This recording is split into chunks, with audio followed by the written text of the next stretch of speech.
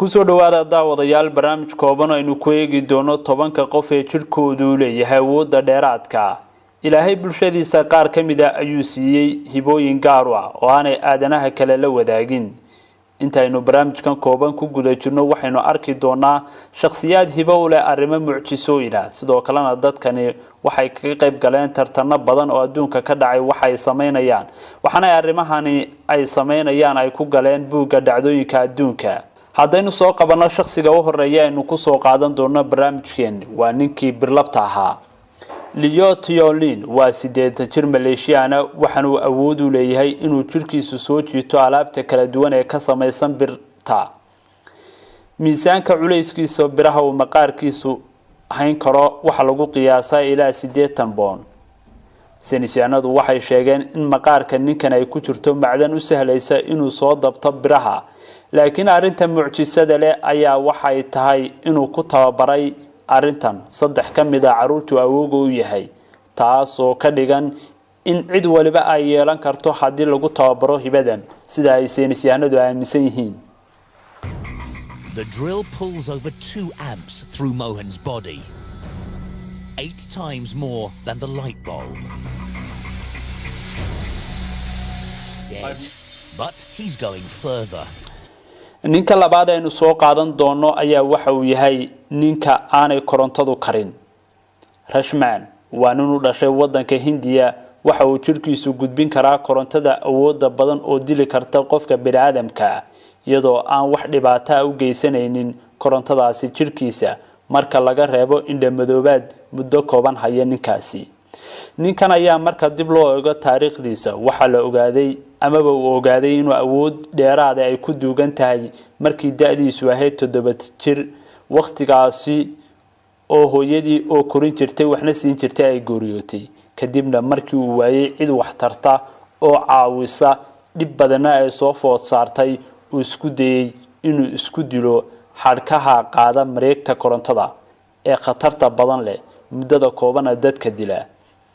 laakiin arrinkaasi ma ay suurtoobin markii uu isli iska dhamee oo xadhkahaasi soo suray ay xadhkahaasi waxba ka qaadi waayeen korontaduna kara weeday marka kadib waxa uu aqoonsaday inuu leeyahay awood dheeraad ah oo aan aadanaha kala lahayn.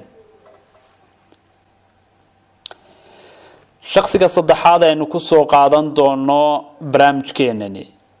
waa Seif Lamagafe ninkan oo u dhashay wadanka Japan ayaa waxa uu awood u leeyahay in wax wal oo aad ku soo tuurto aanay seeftiisu gafin oo aanay seegin xataa haddii xabad lagu soo rido seeftiisu waa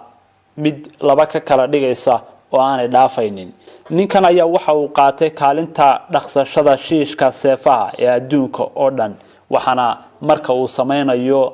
arrimahan amaba dhoolatuskan ka soo qayb gala munaasabadaha uu qabanayo dadyo kala duwan kuwaas oo la yaaban qaabka shiishkiisa cajaa'ibka u dhigayo.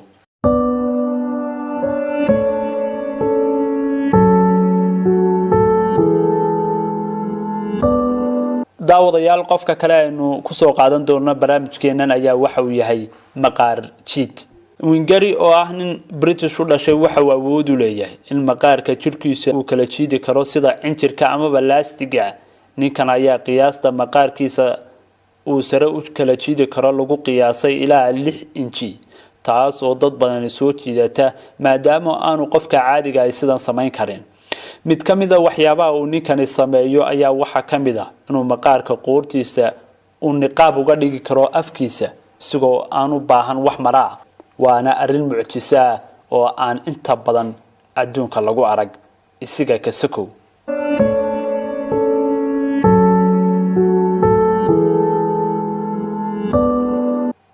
madaxamoode ama Iceman ninkan ayaa waxa uu awood u leeyahay inuu jirkiisu u dulqaato qabow qiyaastii aad u sareeya isagoo mararka qaar ku dabaasha barafka aadka u qabow ee aanay dadka kala awoodin biyaha aadka u qabow qofka caadiga ah kuma jiri karo in ka badan 15 daqiiqo halka uu ninkan ku jiri karo ilaa 2 saacadood iyo badh ninkan ayaa waxa uu ku guuleystay ama uu buugga dhacdooyinka adduunka lagu qoro uu ku galay arrinkan ninkan ayaa ciyaara nooc ka mid ah ciyaarta yoogada oo lagu dheeli tiro awoodda jidhka.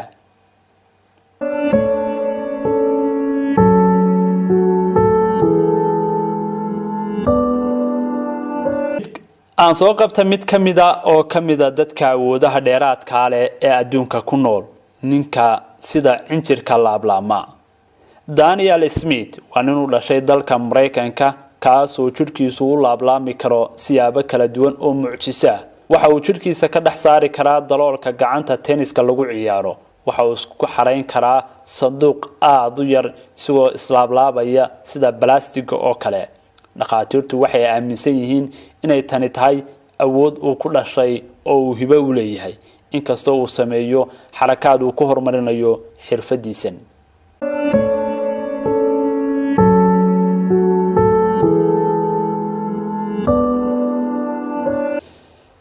madax dube madawakhe madakhrame.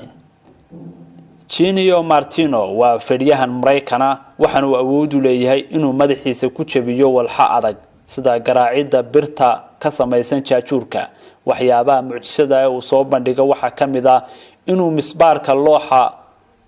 uu ku misbaaro isagoo madaxiisa u adeegsanaya dubbe ahaan. waa arin la yaab leh. waxa uu xamili karaa in lagu soo tuuro bir culus oo wixii madaxa saaran amaba madaxa isaga ka saarnaa burburinaysa, laakiin taasi aanay waxba yeelayn isaga madaxiisa. ninkan ayaa dhaqaatiirtu waxay sheegeen in dhakadiisu ay tahay arin mucjiso rabbaaniya oo aanay waxaas waxba ka qaadayn lagu soo tuurayo. waxaad arkaysaa iyadoo waxyaabo kala duwan lagu garaacayo, isla markaasna dadka adduunka ugu xoog weyn ay ku garaacayaan biro kala duwan oo ay dubayaal ka mid yihiin, laakiin arrinkaasi aan waxba ka qaadayn.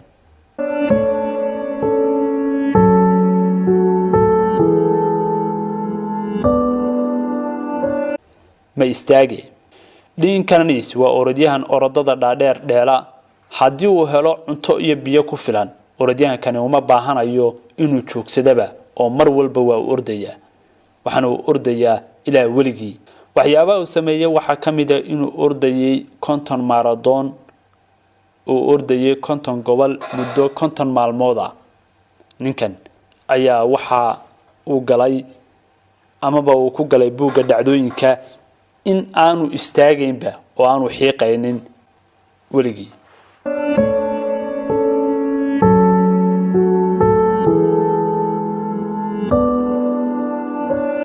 madamqade boqorka jirdilka amaba ciqaabta. Tim Credin waa nin haysta awood dabiici ah oo bani aadamku ay ku riyoodaan inay haystaan.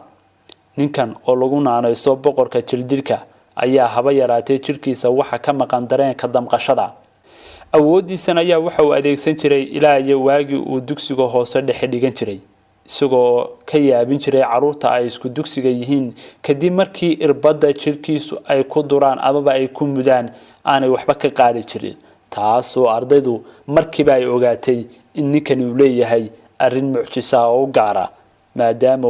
oo aanay jirkiisa waxba karayn.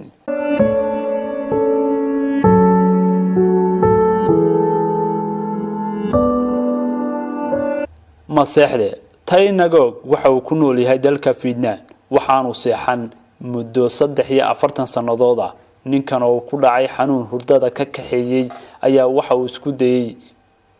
inuu hurdadiisa soo ceshado isagoo adeegsaday daawooyin kala duwan oo ay u qoreen dhaqaatiir kala duwan, laakiin waxaasoo dhan uma ay suurtagelin inuu helo amaba uu soo ceshado hurdadiisa. ninkan oo 47 jir ah ayaa si caadi ah isaga nool oo isaga shaqaysta habeen iyo maalinba inta ay dadku hurdaan, isagoo aan waxba u noqon hurda la'aanta dabada dheeraatay ee ninkaasi la soo daristay. arday badan oo ku nool amaba jooga gobolka uu ku nool yahay ayaa waxay door bidaan inay sida ninkan oo kala noqdaan xilliyada imtixaanaadka lagu jiro. waa tahay daawadayaal, intaasi ayaan ku soo koobayaa barnaamijkaasi koobnaa ee ku saabsanaa 10 qof ee adduunka Ilaahay subxaanahu wa ta'aala uu siiyay hibooyinka gaarka ah ee dhinaca awoodda. iyadoo ay jiraan dad badan oo kale oo adduunka ku nool oo hibooyin uu siiyay, ayaa haddana 10kani waxay yihiin 10 qof ee ugu caansan ee sameeya waxyaabaha aan caqliga bini'aadamka inta badan galaynin. daawadayaal barnaamijkaasi waxaa farsameeyay Asad Cabdiraxmaan waxaa sidoo kale gala qayb qaatay injineer Khadar Shiine anigoo Xasan Galeed ayaa idin la socodsiinayay tan iyo kulan dambe nabadgelyo amaan Allah